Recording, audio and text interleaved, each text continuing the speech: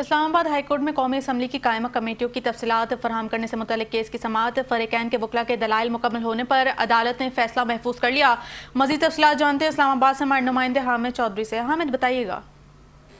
جی بالکل، اسلام آباد high court میں قومی اسمبلی کی قائمہ کمیٹیوں کے اجلاسوں کی تفصیلات فراہم کرنے سے متعلق اہم کیس میں فیصلہ محفوظ کر لیا گیا ہے۔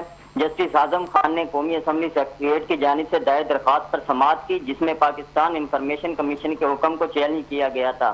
درخواست گزار کو مطلوبہ معلومات فراہم کی جائیں۔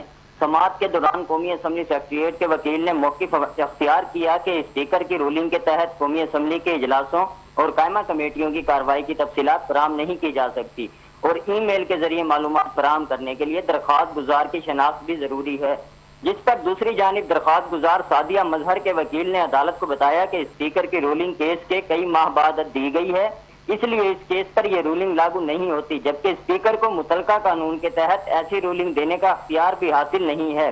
فریقین کے تفصیلی دلائل سننے کے بعد عدالت نے فیصلہ محفوظ کر لیا ہے، جو بعد میں سنایا جائے گا۔ جی تفصیلات سے آگاہ کرنے کا شکریہ۔